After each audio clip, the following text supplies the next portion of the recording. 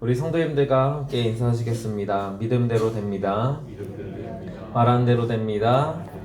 기도하는 대로 됩니다. 우리 성도님들의 신앙생활 가운데 혹시 잊지 못할 은혜의 시간이 있으십니까? 아니면 신앙생활 하는 가운데 정말 재밌으신 적 있으셨습니까?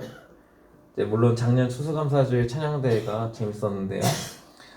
또 그 시절만 생각해보면, 예전에 신앙생활을 생각해보면 정말 신나게 신앙생활을 하신 적이 있으십니까? 제가 곰곰이 생각해보니까 저는 고등학교 때가 기억이 납니다. 고등학교 2학년 때 제가 중고등부 회장이었는데요. 그때 학생들이 주도적으로 사역을 했습니다. 그래서 1년 계획을 세우기도 하고, 겨울 수련회, 여름 수련회, 프로그램도 다 준비도 했었습니다. 이때 전도사님, 목사님은요, 말씀과 기도에 준비하시고, 나머지들은 학생들이 준비할 정도로 주도적으로 했는데요. 또 연말이 되면 혹시 문학의 밤이라고 아시나요? 쉽게 말해서 공연을 하는 건데요. 청소년들 모여서 포스터도 만들고요. 주변 교회 홍보도 해서 청소년들을 초대하고, 또 선곡도 하고, 꽁트도 하고, 찬양도 했던 기억이 있습니다. 그래서 이것저것 프로그램을 준비하다 보면 시간이 사실 훌쩍 가게 됩니다. 때로는 새벽 1~2시가 될 때도 있었는데요. 그때 기억이 남는 것이 있는데요. 그것은 그 밤에 집에 가면서 바닥에 발자국을 붙이는 것이었습니다. 제 발 모양으로 종이를 잘라서 글씨를 써가지고요. 바닥에 그걸 쭉 붙이는 겁니다. 그러면 그 길을 따라서 사람들이 교회에 올 수 있도록 초대하는 그런 것 중에 하나였습니다. 그 시절에 참 재미있었던 추억들이 참 많이 있었습니다. 또 좋은 추억으로 남을 수 있었던 이유가 있었는데요. 그것은 함께 했던 형, 누나들, 또 동생들이 있었기 때문입니다. 즉 동역자가 있었기 때문에 늦은 밤까지 추위를 떨면서 발자국을 붙였지만 힘들지 않을 수 있었습니다. 혹시 바닥에 발자국 붙여보신 적 있으신가요? 네, 진짜 안 붙습니다. 그럼에도 그 추위를 떨면서 웃으면서 할 수 있었던 이유는 저 혼자 한 게 아니라 함께 할 수 있었던 친구들이 있었기 때문입니다. 아마 우리 성도님들께서도 생각만 해도 미소가 지어지는 동역자들이 다 있으실 것입니다.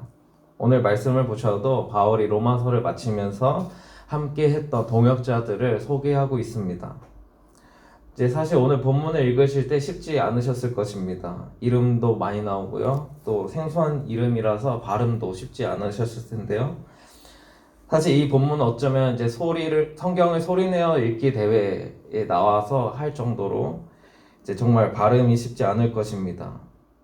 저도 오늘 설교를 준비하면서 이 본문을 도대체 어떻게 설교를 해야 될까 많은 고민이 있었습니다.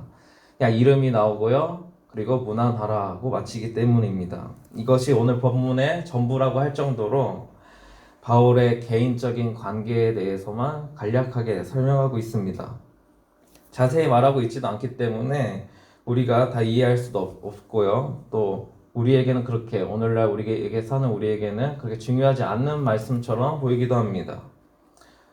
구약 성경에 주로 나타나는 족보처럼요, 우리와는 전혀 상관없는 것 같이 느껴지는 본문처럼 느껴집니다. 그런데 바울에게는, 특별히 바울의 사역에 있어서는 절대로 빼놓을 수 없는 동역자들이었습니다. 이런 동역자들이 있었기에 바울은 사역을 감당할 수 있었던 것입니다. 특히 로마 교회에 보니까 많은 동역자들이 있었다는 것을 오늘 본문을 통해 알 수 있습니다. 저번 주에 이어서 동역자들이 계속 소개되고 있는데요. 그래도 저번 주에는 동역자들에 대한 설명이 조금이라도 있었습니다. 근데 오늘 본문은 진짜 간단하게만 소개가 되고 있습니다. 그래서 그 이름만 가지고서는 우리가 누구인지, 어떤 사람인지를 알 수 없기 때문에 오늘은 바울이 그 동역자를 바라본 시각, 그 시선을 좀 더 집중해 보고자 합니다. 그래서 바울이 동역자를 어떻게 바라보고 있는지를 통해서 우리도 오늘날 동역자들에 대해서 어떠한 마음을 가져야 될지 이 시간 잠시 나누고자 합니다. 먼저 본문 8절과 9절을 함께 읽겠습니다. 시작. 또 주 안에서 내 사랑하는 암블리아에게 문안하라. 그리스도 안에서 우리의 동역자인 우르바노와 나의 사랑하는 스다고에게 문안하라. 여기서 동역자를 소개할 때요, 바울은 사랑한다고 표현하고 있습니다. 즉, 동역자를 바라볼 때 바울의 마음은 사랑이라는 것인데요. 동역자의 사랑은 반드시 필요합니다. 사랑이 있어야 동역할 수 있기 때문입니다. 우리 성도님들 한번 생각해 보시기 바랍니다. 우리 교회 성도님들을 사랑하고 계십니까? 동역하기 위해서는 사랑이 바탕이 되어야 하는데요. 사랑이 없으면 정말 동역하기가 어렵습니다. 품어주기가 너무나 어렵습니다. 각자의 생각도 다르고요. 또 사람마다 갖고 있는 연약함이 있기 때문입니다. 이러한 것들이 사역을 함께 하다 보면 부딪힐 때가 꼭 찾아오고 맙니다. 그냥 교회에서 나와서 예배만 드리고 간단히 그냥 인사만 주고 받으면 사실 이러한 부딪힘은 크게 없습니다. 서로에게 상처 줄 말도 하지 않고요. 그냥 인사만 하고 지낼 수 있습니다. 그런데 사역을 함께 하다 보면 서로의 여러 가지를 알아가게 되고 또 기질이 어떤지 또 어떤 부분은 강하고 또 어떤 부분은 약점이 있는지를 알게 됩니다. 그래서 생각과 마음이 부딪힐 때가 찾아오기도 합니다. 이럴 때 어떻게 해야 되겠습니까? 제 세상에서는 목소리가 크면 이긴다고 합니다. 아니면 돈이 많거나 권력이 있으면 이긴다고 합니다. 하지만 교회에서는 누가 이겨서도 안 되고 누가 져서도 안 됩니다. 사랑을 가지고 각자의 뜻과 생각을 접으면서 서로를 품어줘야 합니다. 이것이 동역입니다. 만약 어떤 한 사람이 힘과 권력을 가지고 자신의 뜻대로 모든 것을 결정한다면 이것은 동역이 아닙니다. 그 일이 아무리 위대하고 놀라운 사역이라 할지라도 그 모든 것을 결정한다면 그것은 동역이 아닙니다. 또 어떤 사람의 지혜와 뜻이 아무리 뛰어나다 할지라도 동역이 아니라면, 서로를 품어주고 함께하는 것이 아니라면 하나님께서 기뻐하는 사역이 아닐 것입니다. 예수님도 제자들을 품어주셨습니다. 그리고 함께 사역을 감당하셨습니다. 예수님 혼자서도 충분히 사역을 감당하실 수 있습니다. 제자들은 늘 연약했고요. 늘 넘어졌습니다. 심지어 예수님께서 십자가에 돌아가실 때는 제자들 모두 도망가고 말았습니다. 그런데 예수님께서는 이러한 제자들을 다시 품어주시고 동역자로 세워주셨습니다. 이러한 예수님의 사랑이 우리 안에 있어야만 우리는 동역할 수 있습니다. 서로를 볼 때 마음에 들지 않는 부분이 있거나 서로를 볼 때 뭔가 탐탁지 않게 느껴진다면 그것은 우리의 사랑이 부족할 뿐입니다. 예수님은 그 한 번도 그 사람에 대해 자질에 대해서 한 번도 비난한 적이 없으십니다. 그 사람의 어떤 모습 때문에 그 사람을 멀리 하신 적도 없으십니다. 그러기에 바울도 그 예수님의 사랑을 품고 동역자를 바라보니 사랑한다 고백할 수 있었던 것입니다. 사실 바울도 처음에는 사역 초기에는 부딪힘이 있었습니다. 그것은 바나바와 분쟁이 있었던 것입니다. 이제 바나바가 마가를 이제 2차 선교 여행에 데려가려고 했는데요. 바울은 이를 반대했습니다. 선교 여행에 데려가는 것을 왜 반대했을까요? 그것은 1차 선교 여행에서 마가가 중도에 포기했기 때문입니다. 아마 마가는 선교에 대한 마음이 그렇게 크지 않았던 것 같습니다. 그냥 삼촌이었던 바나바가 가자고 하니 그냥 따라 나섰던 것입니다. 근데 이제 선교 사역을 하다 보니까 어떻습니까? 어려움도 생각보다 많고 힘든 이 선교 여행을 감당할 수 없어서 마가는 중도에 포기를 하고 맙니다. 이제 선교를 가본 분들은 아시겠지만 선교 팀원이 예를 들어서 중도에 포기하고 돌아온다면 그것은 선교팀에 있어서 큰 피해가 되고 어려움이 찾아오게 됩니다. 그러기에 과거에 이러한 전력이 있었던 마가를 바울이 반대를 하는 것입니다. 결국 어떻게 되었습니까? 바나바와 바울은 각자 갈라져서 서로의 선교를 출발하게 됩니다. 이러한 바울의 모습 어떻게 생각하십니까? 마가를 데려갈 수 없는 마음 공감이 되시나요? 아니면 마가를 품어주지 못한 바울 어떻게 보이십니까? 선교라는 하나님의 뜻을 이루는 귀한 사역입니다. 같은 마음을 가지고 있었고 한마디로 선교 콤비였습니다. 그런데 갈등과 분쟁이 일어납니다. 이처럼 동역한다는 것은 사실 쉬운 일이 아닙니다. 그런데 훗날 바울은 마가와 함께 사역을 또 하게 됩니다. 디모데후서 4장 11절을 함께 읽겠습니다. 누가만 나와 함께 있느니라. 내가 올 때에 마가를 데리고 오라. 그가 나의 일에 유익하니라. 지금 마가를 어떻게 평가합니까? 자신의 사역에 유익하다고 평가합니다. 이렇게 바울의 태도가 변할 수 있었던 이유는 무엇이겠습니까? 예수님의 사랑밖에 없습니다. 예수님의 사랑으로 채워졌기 때문입니다. 사실 한 번 눈밖에 난 사람을 다시 데려와서 동역한다는 것은 쉽지 않습니다. 그런데도 우리는 동역을 해야 합니다. 신앙생활을 함께 오래 하시다 보면 이런저런 모습이 다 보이실 것입니다. 나랑 맞는 사람도 있겠지만 나랑 맞지 않는 사람도 분명 있습니다. 그럼에도 동역을 해야 하는 것입니다. 그것이 하나님의 뜻과 나라를 이루어 나가는 귀한 사역이 되는 것이기 때문입니다. 이러한 동역이 계속 있었기 때문에 바울도 그 사역 역시 아름다운 열매를 맺게 되는 것입니다. 그 열매가 무엇입니까? 로마서 16장에 등장하는 그 수많은 동역자들의 이름 아니겠습니까? 만약 바울에게 사랑이 없었다면 마가뿐만 아니라 이런 동역자들을 품지 못했을 것입니다. 우리 성도님들 역시 사역을 마치게 되는 그 순간이 있다면 그 수많은 동역자들을 남기시기를 소망합니다. 이제 그 다음 바울이 동역자로 생각했던 마음이 무엇일까요? 본문 12절을 함께 읽겠습니다. 주 안에서 수고한 드루베나와 드루보사에게 문안하라. 주 안에서 많이 수고하고 사랑하는 버시에게 문안하라. 이 말씀을 통해서 알 수 있는 것은 동역자는 함께 수고해야 한다는 것입니다.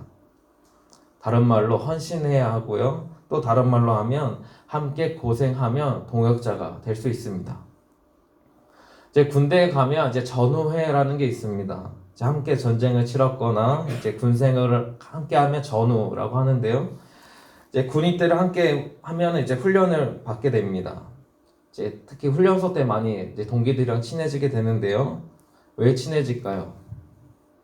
그것은 함께 고생을 했기 때문입니다. 동역자도 마찬가지입니다. 함께 수고할 때 동역자의 마음이 생깁니다. 함께 수고하지 않는 사람에게는 동역자의 마음이 생기기가 너무나 어렵습니다. 함께 수고하고 함께 땀을 흘려야 우리는 서로를 동역자로 인정할 수 있습니다. 이제 우리 교회 성도님들 보시면 사실 사역들을 다들 열심히 하시는 것 같습니다. 낙도나 필리핀 또 아니면 주일학교나 각 자리에서 보면 우리 성도님들의 열심을 보게 되고요. 저 또한 큰 도전을 받을 때가 있습니다. 그러니까 이런 사역들이 쌓이면 쌓일수록 우리는 서로를 동역자로 인정하게 되고요. 교회가 든든히 세워져 나가게 되는 것입니다. 그런데 이제 군대에서도 보면요. 꼭 뺀질이들이 있습니다. 같이 청소를 하는데 혼자 어디에 사라졌다가 나타난다든가 이제 그 군대에서 주로 했던 것 중에 하나가 운동장에 돌이 많아서요. 돌을 주워야 되는데요. 꼭 돌을 안 줍고 이야기만 하는 사람들이 꼭 있었습니다. 그러니까 이러한 뺀질이들 사실 어느 공동체나 있기 마련인데요. 자기가 편한 일만 한다든가 아니면 힘든 일을 하지 않으려는 사람들은 꼭 있습니다. 그러니까 말은 참 잘하면서 말은 이제 재밌게 막 말은 잘하는데요. 정작 수고나 하지 않는 사람들이 꼭 있습니다. 이런 사람들이 있으면 어떻게 됩니까? 분위기가 망쳐지고 또 사역할 맛도 나지 않게 됩니다. 함께 수고하고 고생하면요 사실 덜 힘듭니다. 근데 나 혼자만 고생하고 있다는 생각이 들면 의욕이 전부 사라지기 쉽습니다. 이제 군대에서도 많은 훈련들이 있는데요. 그것들을 감당할 수 있는 이유는 이제 혼자가 아니라 동기가 있고 선임도 있고 후임이 있기 때문입니다. 이제 정말 포기하고 싶고 그만하고 싶어도 이제 군생활을 버틸 수 있는 이유는 이렇게 함께 할 수 있는 전우들이 있기 때문입니다. 이제 저도 이제 훈련을 받으면서 정말 힘들 때가 많았는데요. 특히 행군이라는 훈련이 힘들었습니다. 이제 이등병 시절에 이제 완전군장 한 20km 정도 되는데요. 그거를 메고 40km 정도를 걷는 훈련이 있습니다. 이제 저녁 한 7, 8시에 출발하면요. 그 다음날 새벽 한 3, 4시쯤에 돌아오는 것인데요. 이제 점점 이제 체력이 떨어지면 떨어질수록 이 걷는 걸음이 자꾸 뒤처집니다. 그럼 이제 앞사람이랑 점점 차이가 나기 시작을 합니다. 그러면 이제 점점 포기할까, 그만할까 이런 생각이 가득 차게 됩니다. 그런데 그때 누군가가 저를 뒤에서 밀어주는 것이었습니다. 바로 선임 분대장이었는데요. 그래서 뒤에서 계속 밀어주니까 저도 힘을 내서 포기하지 않고 완주할 수 있었습니다. 혼자 행군을 했다면 진짜 포기했을 것입니다. 바울도 아마 혼자서 사역을 했다면 감당하기가 참 어려웠을 것입니다. 이런 동역자들과 함께 수고하였기에 바울도 사역을 감당할 수 있었던 것입니다. 우리 성도님들께서는 수고하고 있는 동역자이십니까? 아니면 이름만 동역자이십니까? 다른 사람이 아니라 자신을 지금 돌아보셔야 합니다. 큰 일이든 작은 일이든 함께 수고하는 동역자가 되셔야 합니다. 맡겨진 자리에서 최선을 다해 섬기고 감당해야 합니다. 그때 서로를 바라볼 때 수고했다 이렇게 격려해 줄 수 있는 동역자들이 되시기를 소망합니다. 세 번째로는 동역자를 바라볼 때 하나님께서 택하신 사람임을 기억해야 합니다. 본문 13절을 함께 읽겠습니다. 주 안에서 택하심을 입은 루프와 그의 어머니에게 문안하라. 그의 어머니는 곧 내 어머니니라. 교회 안에 있는 모든 사역자는 하나님의 택하심을 받았습니다. 교역자뿐만 아니라 직분이나 사역을 감당하고 있는 모든 자는 택하심을 입었습니다. 결국 그 택하심이라는 것은 하나님의 은혜인 것입니다. 그러하기에 우리가 사역을 감당할 때마다 그 지체들을 바라볼 때마다 하나님께서 세우셨구나 라는 이 사실을 기억하셔야 합니다. 서로에 대한 존중이 반드시 필요합니다.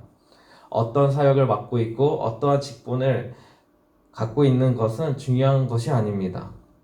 아주 작고 하찮은 사역이라 할지라도 하나님의 선택을 받은 성도가 감당하고 있는 사역인 것입니다. 그런데 우리는 사역을 하면서 때로 사람들의 자질을 판단하고 평가할 때가 있습니다. 사실 어떤 사람은 뛰어날 수가 있고요. 어떤 사람은 부족할 수도 있습니다.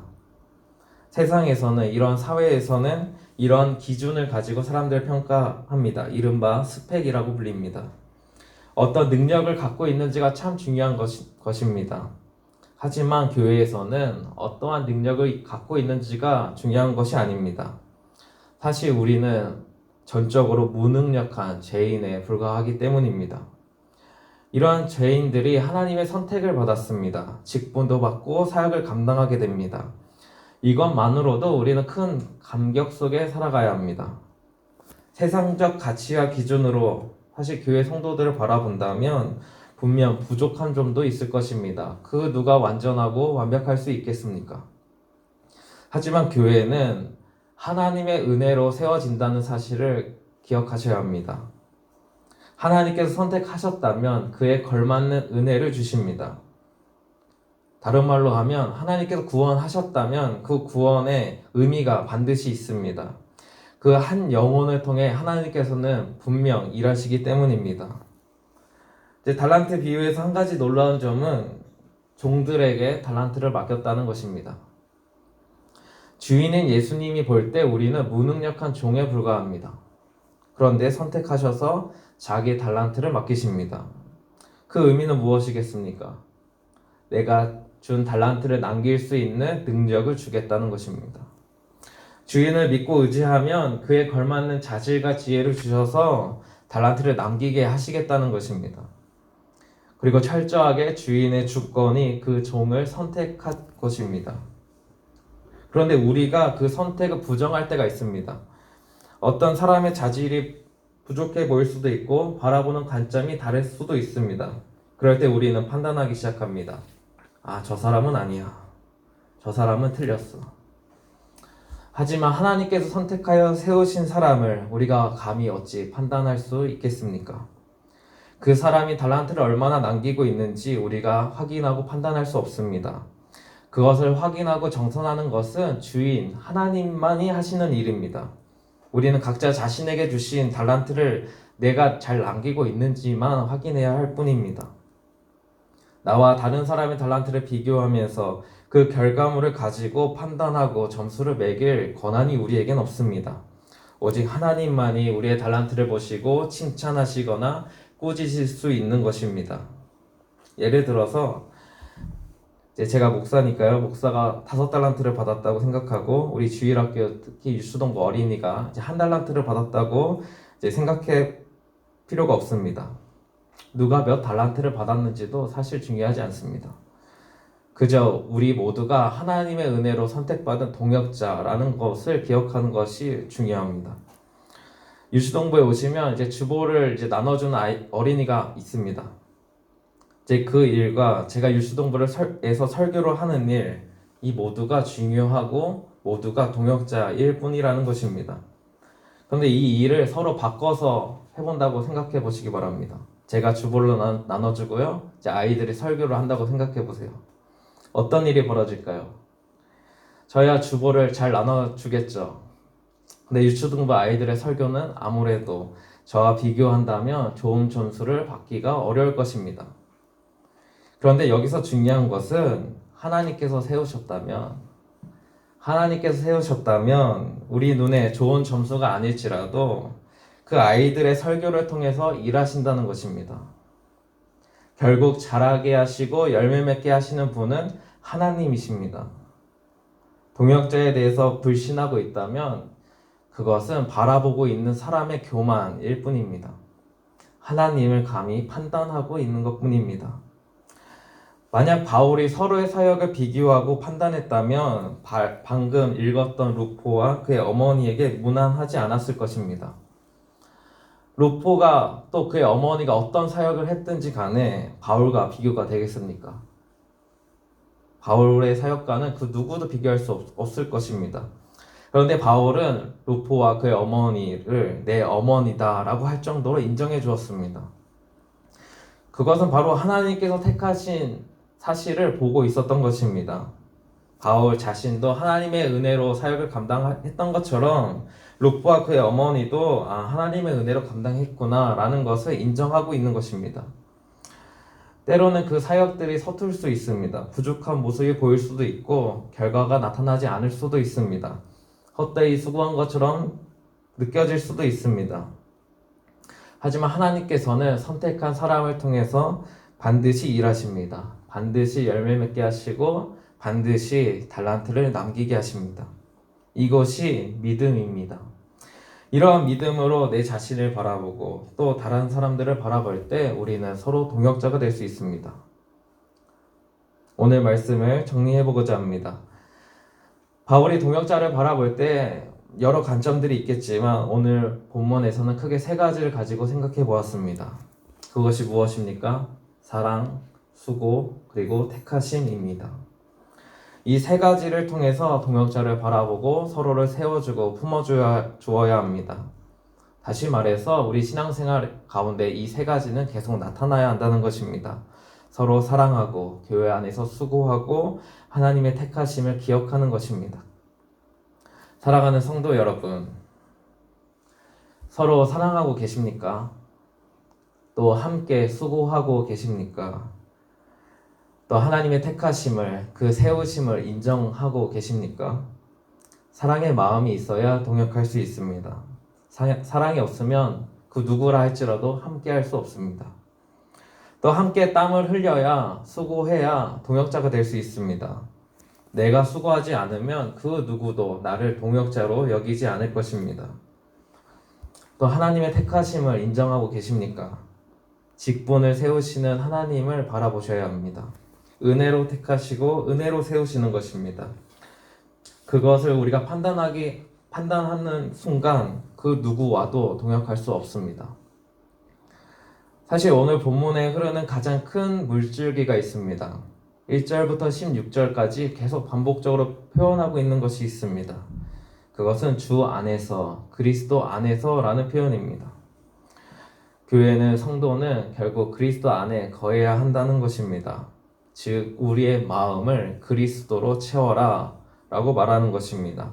그래야 서로를 동역자로 세울 수 있습니다. 그리스도께서 죄인된 우리를 품으시고 사랑해 주시고 일꾼으로 부르시고 귀한 직분도 사역도 허락해 주신 것처럼 우리도 그리스도의 사랑으로 서로를 품어주어야 동역자로 인정할 수 있습니다. 이제 로마서 막바지인데요. 1장부터 11장까지는 복음이 무엇인지, 구원이 무엇인지를 설명해주고 이제 12장부터는 구원받은 자가 어떻게 살아갈 것인가, 특히 그 그리스도인 들의 관계를 어떻게 세워나갈 것인가를 기록하고 있습니다. 그러면서 16장에 와서는요, 이제 동역자들을 문안하는 장면을 통해서 제가 한 가지를 깨달았습니다. 복음이라는 것은 우리를 구원하는 것에서 그치지 않고 그리스도인들의 관계를 회복시키는 것뿐만 아니라 그 열매를 동역자로 보고 있구나. 우리의 관계를 서로 회복시켜 주니까 하나님의 백성, 그 성도 공동체인 교회가 동역자로 채워진다는 이 사실을 깨닫게 되었습니다. 그리고 하나님께서는 이 동역자들을 통해 일하신다는 것을 오늘 말씀을 통해 알게 되었습니다. 바울을 제가 직접 만나보지 못했지만 바울의 사역 열매를 바로 동역자라고 말하는 것 같습니다. 그 동역자들이 바울의 복음을 듣고 또 새로운 동역자를 세웠습니다. 또 새로운 동역자들은 또 새로운 동역자들을 그렇게 열매를 맺어 나갔을 것입니다. 그리고 그 2000년이 지나 오늘날까지 이어져 내려온 것입니다. 이제는 우리가 동역자를 세워야 할 차례입니다. 이제 서로 보시면서 이렇게 말씀해 주셨으면 좋겠습니다. 사랑합니다. 네, 수고가 많으십니다. 네, 또 하나님께서 택하셨습니다. 네, 이렇게 서로를 세워 나가시면 됩니다. 특히 이번 돌아오는 주일에는 추수감사주일 찬양대회가 있습니다. 이게 바로 기회입니다. 동역할 수 있는 기회가 되는 것입니다. 실력보다 함께하는 그 순간이 귀하고 아름다운 것입니다. 우리 교회가 서로를 세워주고 격려하고 품어주는 아름다운 공동체가 되기를 소망합니다.